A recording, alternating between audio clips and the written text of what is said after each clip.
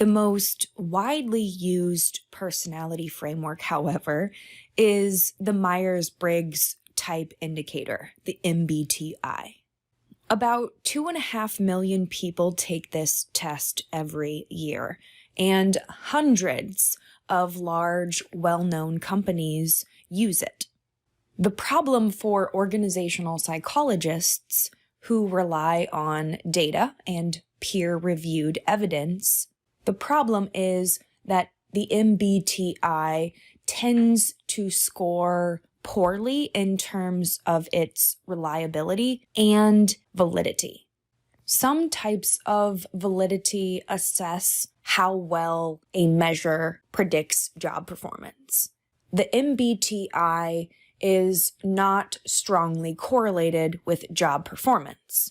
For this reason, it cannot be used in hiring situations.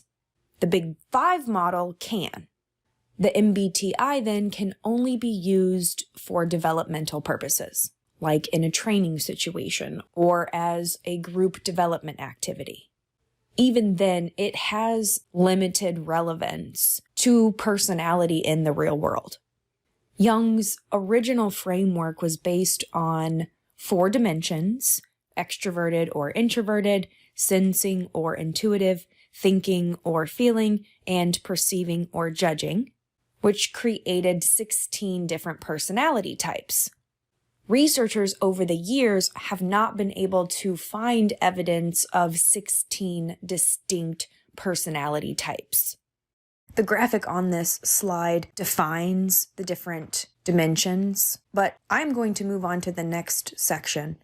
Avoid the MBTI. It's a moneymaker for the test developers. You can get a better test for free using the Big Five model.